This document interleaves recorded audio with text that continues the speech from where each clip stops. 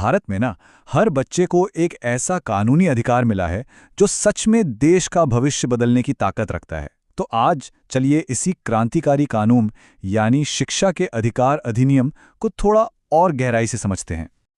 अच्छा, चलिए शुरुआत एक सीधे से सवाल से करते हैं। सोचिए, वो कौन सा एक कानूनी अधिकार है जिसकी गारंटी भारत के हर बच्चे को दी गई है? क्या है वो? वो अधिकार है शिक्षा। जी हाँ, और ये कोई मामूली बात नहीं है।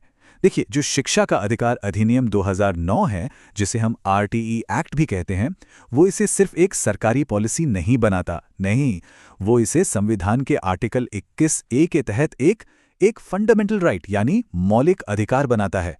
और इसका मतलब सीधा है, ये हर बच्चे का हक है, कोई एहसान नहीं। तो अब हम इसी सफर को समझने जा रहे हैं, क्योंकि ये कानून, आप समझिए, सिर्फ कागज का एक टुकड़ा नहीं था। ये तो शिक्षा को लेकर भारत की पूरी सोच में एक बहुत बड़ा, एक बुनियादी बदलाव था। हम देखेंगे कि कैसे हम एक नीतिगत लक्ष्य से एक मौलिक अधिकार तक पहुंचे। और इस बदलाव का मतलब समझना बहुत जरूरी है। देखिए, आरटीई के पहले क्या था? शिक्षा एक डायरेक्टिव प्रिंसिपल थी। मतलब ये सरकार के लिए एक अच्छा लक्ष्य था, एक गोल था, लेकिन इसके लिए कोर्ट नहीं जाया जा सकता था। पर आरटीई ने खेल ही बदल दिया। उसने इसे आर्टिकल 21A के तहत एक मौलिक अधिकार बना दिया। और मौलिक अधिकार का मतलब है, अब ये कानूनी तौर पर लागू होगा। यानी अगर किसी बच्चे को ये हक नहीं मिलता, तो उसके माता पिता या कोई भी उसके लिए सीधे अदालत का दरवाजा खटखटा सकता है। हाँ, पर यह बदलाव कोई रातों रात नहीं हुआ। इसका एक पूरा सफर है। इसकी नींव रखी गई थी 2002 में 86वें संविधान संशोधन के साथ।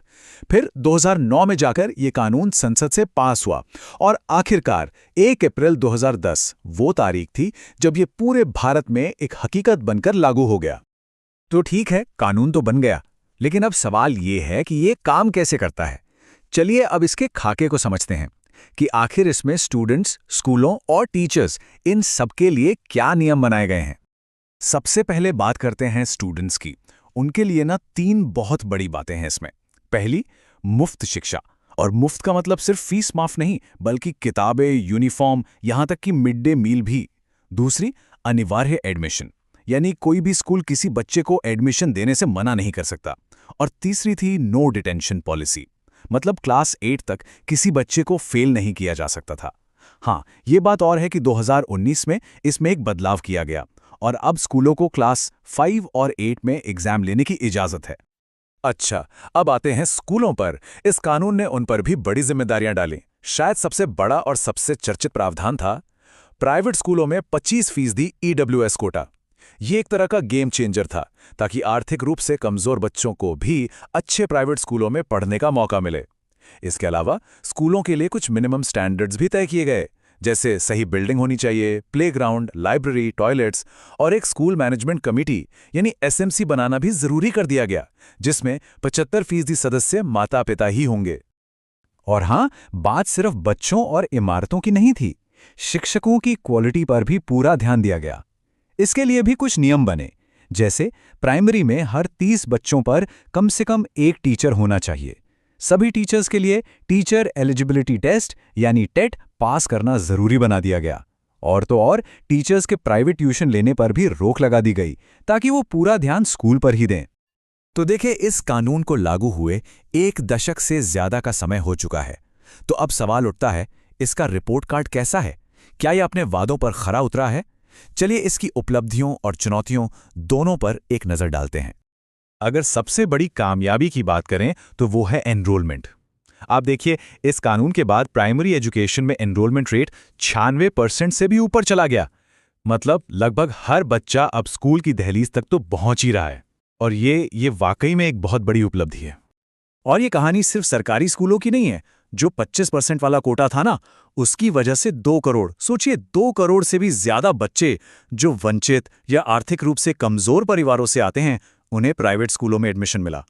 ये सोशल इंक्लूजन यानी सामाजिक समावेशन के लिए एक बहुत बहुत बड़ा कदम था।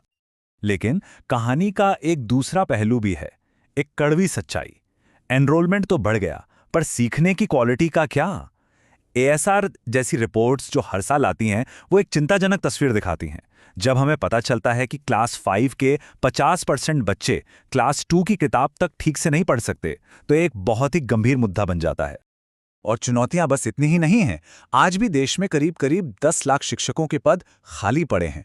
वो जो 25% EWS कोटा है, उसका भी सिर्फ 15% ही इस्तेमाल हो पा रहा है। और एक और बड़ी दिक्कत यह है कि बच्चे प्राइमरी के बाद स्कूल छोड़ रहे हैं, जिस वजह से सेकेंडरी लेवल पर ड्रॉप आउट रेट 14% तक पहुंच गया है। तो फिर इन सब बातों से हम क्या समझें? आगे की राह क्या है? चलिए कुछ सबसे जरूरी फैक्ट्स को फटाफट दोहरा लेते हैं और फिर एक आखिरी सवाल के साथ इस चर्चा को खत्म करेंगे। तो जो बातें बिल्कुल याद रखनी है वो ये हैं। इसका संवैधानिक आधार है आर्टिकल 21A। ये एक मौलिक अधिकार है। इसका खर्चा केंद्र और राज्य सरकारें 65 और 35 के अनुपात में उठाती हैं।